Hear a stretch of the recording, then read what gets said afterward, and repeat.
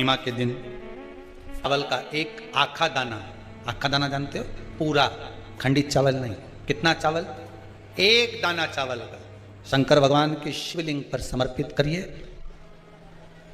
एक बेलपत्र जिसका डंडी का मुख अपनी ओर हो, जहां से चावल चढ़ाया है, उस चावल के ऊपर अपनी कामना कर कर रख दीजिए और चंद्रमौली भगवान का स्मरण करिए। कौन से भगवान? शंकर भगवान का सर्वश्रेष्ठ सुंदर नाम है चंद्रमौली। चंद्रमौली भगवान का स्मरण करिए, अपनी कामना कर कर बेलपत्र समर्पित कर कर शिव जी पर एक लोटा पानी, एक जल पात्र समर्पित करो, कलश से जल चढ़ा दीजिए, नैनों में वो जल लगाकर अपनी कामना कर कर वापिस घर को आइए। आएगी जो कामना करी है मेरा चंद्रमौली भोलेनाथ उसे पूर्ण कर ही देगा। माँ के यदि काया का रोग हो गया, मान लो शरीर कहीं से सफेद पड़ रहा है, कहीं से काला पड़ रहा है, शरीर में से खाल की फुकड़ी निकलना प्रारंभ हो गई हो, शरीर में काले काले चट्टे पड़ना चालू हो गए हों, या कोई विशेष रोग हो गया, कोई विशेष में रोग है, बीमारी है, काया बेकार हो रही है, तो सीधी सीधी बात शिव महापुराण की कथा कहती है, सुंदर आनंद में श्रवण कर कर आप अपने जीवन को, ये पूर्णिमा शिव महापुराण की कथा कहती आ रही है। कुछ नहीं करना, पीपल का एक पत्ता, उस पत्ते पर थोड़ा सा चावल, पूर्णिमा की रात्रि को अपने हाथ में लेकर अपने नैनों से लगाकर शरीर पर से स्वयं उतार कर उसको दरवाजे के पास रख दीजिए। पूर्णिमा की रात्रि को पूर्ण होने पर उस चावल को दूसरे दिन सूंघ कर बहते हुए पानी में डाल दीजिए। महाराज कितने भी रोग से ग्रसित हो गए, पीपल का एक पत्ता 52,000 ब्राह्मण की साक्षी कराता है। महाराज बहुत ध्यान देना, पीपल के वृक्ष में स्वयं नारायण का, मेरे कृष्ण का वास है। स्वयं भगवान गीता के अंतर्गत कहते हैं कि मैं पीपल का वृक्ष हूं, नारायण उसी में 52,000 ब्राह्मणों का वासा एक पीपल के पत्ते में होता है। और आपको पहले भी कथा में कहा, गाय ब्राह्मण बहन बेटी ये सब काल का हरण करने वाले हो, काल को हरने वाले। जितनी पूर्णिमा के व्रत हैं, जितने 12 महीने जो पूर्णिमा पड़ती है, पूनम पड़ती है, ये भले दुनिया के लोग कहते हैं कि ये भगवान राधा और कृष्ण से संबंध, हम और कृष्ण से संबंध रखते हैं, पर इनका यदि सही संबंध समझा जाए, इनके सही संबंध का यदि स्मरण करा जाए, इनके सही संबंधों का यदि वर्णन किया जाए, तो शिव और चंद्रमा के जो मिलन का केंद्र बिंदु है वही पूर्णिमा है। केवल एक पूर्णिमा वहीं तक नहीं रही कि भगवान कृष्ण और राधा जी ने रास किया, केवल वहीं तक उसकी सीमितता नहीं है। बैसाख का महीना चल रहा है, मेरी जीजियों, मिट्टी के पात्र का जल, मिट्टी के पात्र का जल, कोई मटकी हो, मटकी नहीं हो तो कोई दिया हो, कोई कुल्लड़ हो, उसमें जल भर कर रखो, पूरी रात, सुबह उस जल को थोड़ा सा लेकर जाओ और शिव जी को समर्पित करो। गंगेश्वर महादेव का नाम ले। कौन से महादेव? गंगेश्वर। वो मिट्टी के पात्र का जल जब तुम शिव जी को चढ़ाओगी और उसी जल को कटोरी में झेल कर लेकर आओगी, उसी जल को जब तुम कटोरी में झेल कर लेकर आओगे, जिनकी आंखों में रोग हो जाता है, श्रवण शक्ति में रोग हो जाता है, जिनके फेफड़ों में से सांस लेने में आवाज आती है खरखराहट की, जिनकी नासिका का स्वर बंद रहता है, कोई ना कोई स्वर उसके बंद ही रहते हैं नासिका के, उस व्यक्ति को यदि बैसाख के महीने में मिट्टी के पात्र में रखा हुआ रात्रि का जल गंगेश्वर महादेव के नाम से शिव जी को चढ़ाया जाता है और वही जल को उस व्यक्ति को पिलाया जाता है, तो नेत्र, श्रवण, नासिका और जो फेफड़ों में से खरखराहट की आवाज आती है वो धीरे धीरे अपने आप बंद होना प्रारंभ हो जाती है। गंगेश्वर, और इसी जल की प्रधानता, इसी जल की प्रधानता गंगेश्वर। बोल गंगेश्वर महादेव की जय। हर हर महादेव। हर हर गंगेश्वर महादेव के नाम से स्मरण किया। लक्ष्मी, पूर्णिमा के कितने व्रत होते हैं? बोलते जाओ, जरा जल्दी जल्दी बोलो। पूर्णिमा के नारियों को, स्त्रियों को अखंड सौभाग्य के लिए, जो नारी वैधव्य नहीं होना चाहती है, उस नारी को पूर्णिमा के कितने व्रत करना चाहिए? जिस नारी के यहाँ संतान नहीं हो, औलाद नहीं हो, उसको पूर्णिमा के कितने व्रत करना चाहिए?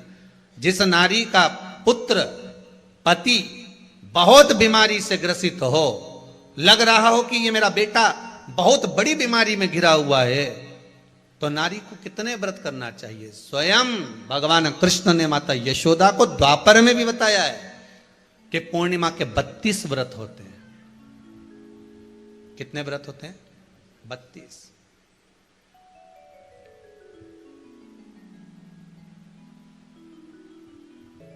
कि नारी वैधव्य होकर ना मरे।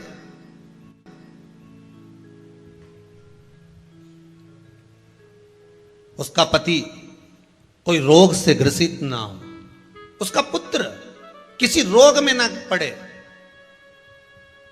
अरे भाई, कितना सुंदर संवाद लिखा है। अगर किसी माता का पुत्र मान लो किसी नशे में डूबा हुआ है, कोई नशा कर रहा है और गलत नशा है, आपको लग रहा है कि यह नशे में डूबा हुआ है, आपको लग रहा है कि यह गलत जगह पर डूब गया है, आपको लग रहा है कि मदिरापान में, मांसाहार में या अधिक गांजा आदि का जो भी नशे होते हैं, जितने भी नशे, उसमें डूब चुका है। और माँ उसको समझा रही है, तू नशे में मत डूब, तू इस काम को मत कर, तू ये गलत कर्म मत कर।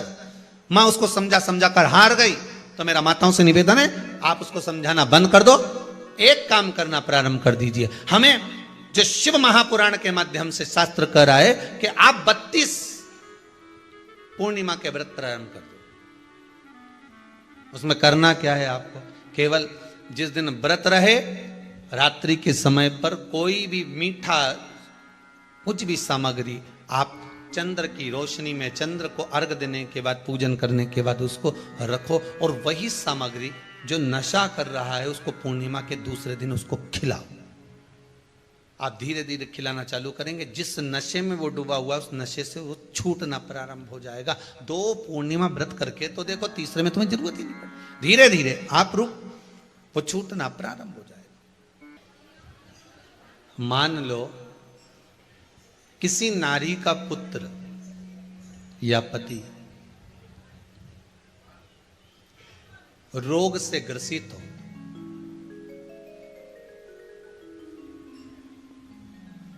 उसके पति की या पुत्र की आयु थोड़ी सी हो, तो हे कृष्ण, उस नारी को कौन सा व्रत धारण करना चाहिए या किसकी पूजन करना चाहिए? ये कुरुक्षेत्र की भूमि का संवाद है।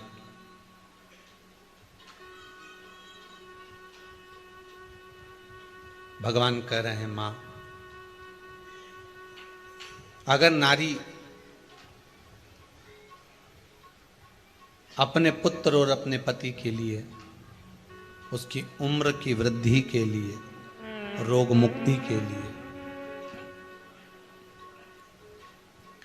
विश्व के ताप को कम करने वाले चंद्रदेव की आराधना पूर्णिमा के व्रत को धारण करती है, तो नारी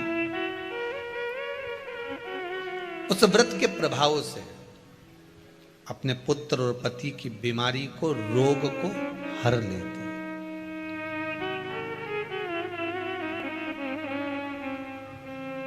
रोग का हरण कर लेती।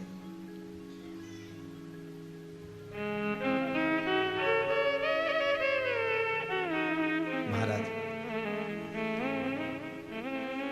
जो बच्चा बुद्धि से विकलांग हो, विद्या में कमजोर हो, परीक्षा हॉल में पेपर देते समय भूल जाता हो,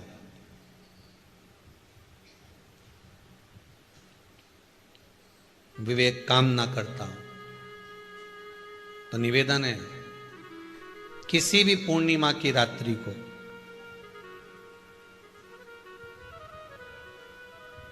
बारह बजे गाय के, गौ माता देसी गाय के जो 4 थन होते हैं, उन 4 थन में से जो आगे के थन होते हैं, 2 पीछे की ओर होते हैं, 2 आगे की ओर होते हैं, तो जो आगे के 2 थन हैं उस थन का दूध निकलवा लिया जाए और उस दूध का कोई भी मीठा पदार्थ बनाओ तो ठीक है, ना बनाओ तो उसी दूध में शक्कर मिलाकर पूर्णिमा की रात्रि को जो विवेक से कमजोर हो, बुद्धि से कमजोर हो, या याद करा हुआ सब भूल जाते हो, या आपके लिए भी है कोई चीज रखते हो भूल जाते हो, विवेक याद नहीं रहता, बुद्धि में इतना प्रबल बल नहीं आ पाता, याददाश्त कमजोर होती चली जा रही, तो किसी भी पूर्णिमा की रात्रि को 12 बजे गाय के आगे के 2 थन का दूध, उसमें कोई पदार्थ शक्कर गुड़ कुछ भी मिलाकर भगवान के चंद्रदेव की साक्षी में उसको पिला दिया जाए।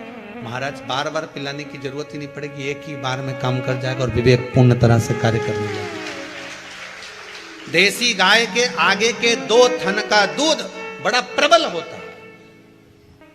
पूर्णिमा की रात्रि को 12 बजे उसका प्रयोग किया जाए। आप उस दूध को निकाल लो शाम के समय, रात्रि के समय ग्वाले से कहकर जिसके यहां पर देसी गाय हो वहां निकलवा कर उसको रखा जाए, उसका पान करा जाए। महाराज रोग बीमारी में प्रबलता, तो मां यशोदा जी जग कल्याण के लिए पूछ रही है, संपूर्ण विश्व के कल्याण के लिए। अरे कितना सुंदर संवाद है। स्कंद पुराण में समुद्र मंथन की तिथि, नक्षत्र, घड़ी, पल सब कुछ लिखा हुआ है कि समुद्र मंथन के लिए देवताओं ने इंतजार करा था। कब? जब चंद्र का प्रभाव पूर्ण हो। जब चंद्र का प्रभाव पूर्ण होगा तब जो मंथन होगा, उस मंथन का जो सुख होगा वो जीवन को आनंद दे जाएगा। मंथन के लिए जो समय स्कंद पुराण में कहा गया कि ये समय में चंद्र प्रबल होगा, उस चंद्र की प्रबलता में मंथन का कार्य प्रारंभ करा जाए। देवता और राक्षस मिलकर मंथन करें। कल की कथा में वो पल, वो समय भी बताएंगे कि